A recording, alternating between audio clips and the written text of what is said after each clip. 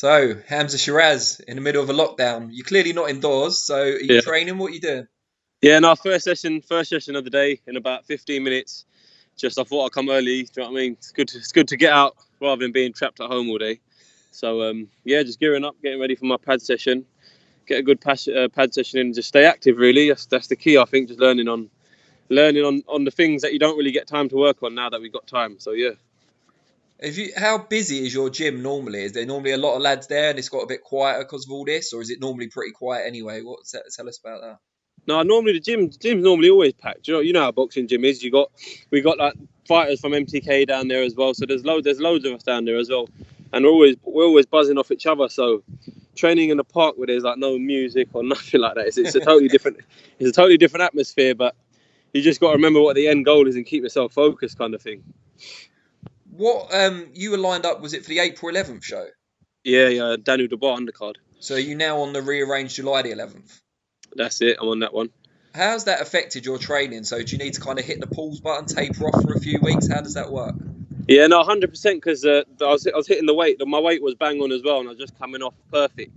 But as soon as we got the news that we kind of expected it, to be fair, because all the other shows were getting cancelled, so we kind of knew in our back of the heads. But we didn't stop until the news actually got confirmed. And once it got confirmed, there was not much we could really do about it. Do you know what I mean? So we just kind of sat down with Eddie and the team and that, and just goes, "What should we do now?" And I go, "Have a couple of days off, and then we'll just start back light training. Once we get closer to the date, just start knuckling down again, really." And July 11th, you must be pretty confident as anyone can be in boxing at the moment, that that's going to go ahead, because it's quite a way in the future. Yeah, no, 100%. As far as I'm concerned, I'm fighting on July the 11th. I've got a job to do, and yeah, I'll work hard enough to make sure the job gets done at the end of the day. Any idea about an opponent at this stage? Maybe not a specific name, but the type of level or whatever. Yeah, it got confirmed. It was Paul Keane from I think he's from Scotland. Okay. So yeah, we had him. He was confirmed for the April 11th. I think he's still confirmed for July. July the 11th, isn't it? Yeah, July the 11th. Yeah, July. He's confirmed for then. He's a southpaw as well, so it brings something different as well. And like I said, another boxer I can tick off. Is that the first southpaw you'll have fought as a pro? Yeah, the first southpaw would have fought as a pro. So you'll be getting a lot of southpaw sparring in, I imagine, before the big day.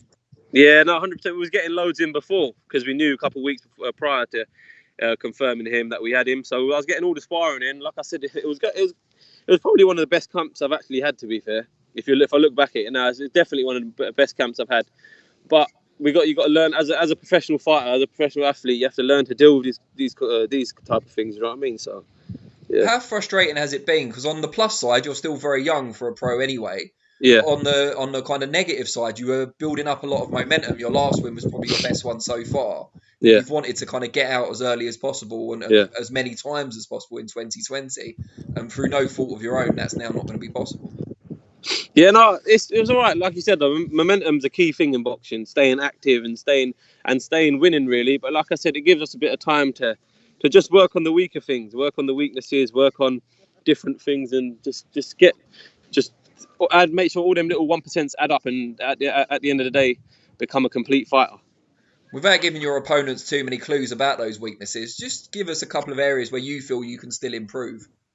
Just everything, really, everything. Because I don't think I'm like amazing at one type of style of fighting, or inside or close. Just a bit of everything. So I'll give you an example. Say for today we're working in up on close range pads, and like last week we was working on long range and mid range. Just really like using your feet as defense, working on your hands as defense, working on head movement, all the little things. You know what I mean? So like I said, it completes you as a fighter as a whole.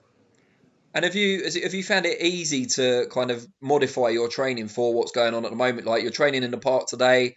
Have you been doing that most days, or have you been finding like other places to work, garden, garage? We've heard from different people. No, literally, I don't like working out at home. It just don't sit. I don't know why, but it don't sit right with me. So I'll come to the park, open space as well, and it's a bit of fresh air. Do you know what I mean? And I can use it sounds a bit stupid, but the trees for pull-ups and everything. So yeah. Yeah, I suppose you need quite high branches considering you're what, 6'3". Yeah, 100%, man, 100%. I got to find the tallest ones here. But to be fair, it ain't that hard because there's loads of trees around here, man. Is it pretty secluded, or have you been bumping into a few kind of old age dog walkers who are a bit shocked to see someone doing pull ups on their trees? No, the thing is, I normally take my dog with me, but I couldn't today because I had no one to look after him. So they normally see me as well in the morning. So I know everyone in this park really. It's a good thing as well because they kind of get to watch you as well. Do you know what I mean? Like the other day, the local police officers were watching me as well. So it's all good. What, in a good way, or No, in a good way, obviously. Yeah. making sure you're up to no good? Like, Yeah. yeah, disperse. Like, I'm on my own. That's it. What's the plan then for the year now? Because obviously you'll be out July 11th. Will you want to get one or two more in before the end of the year? Keep that momentum going. Yeah, no, 100%. Like you said, I've got age on my side, but at the same time, there's no time to be wasted. I want to build up this momentum, and really, I just want to dominate the division, really, like slowly but surely. So yeah. Who is out there that you kind of target, or is there a specific title you'd like to win rather than a person? What are your aims? There's no one specifically or no title specifically. I just want to, at the end of the day, be known as the best super welterweight in England, really. And there's only one way to do that, I'd say, and that's by winning the British title. So hopefully something like that, or just get the opportunity to actually fight these number one fighters. And like I'm saying, obviously I've got a good management team and a good promoter in Frank Warren. So I'll just listen to what they say, fight who they put in front of me, and get myself in that position. Do you foresee difficulties in doing that in the Fowler, Fitzgerald, Cheeseman, the kind of recognised top three domestically are all with Matchroom? Yeah, I was thinking about that the other day. It is a bit of a sticky situation, but I think if it comes down to it and you're made mandatory for the title, like I think JJ Metcalf's made mandatory now, isn't he? And he's fighting. He's got himself in a position to fight Scott Fitzgerald for the title. Yeah. So, like I said, if you get yourself in a position, no one can really stop you, and it's got to happen. Do you know what I mean? So, I'll just be working towards that number one spot.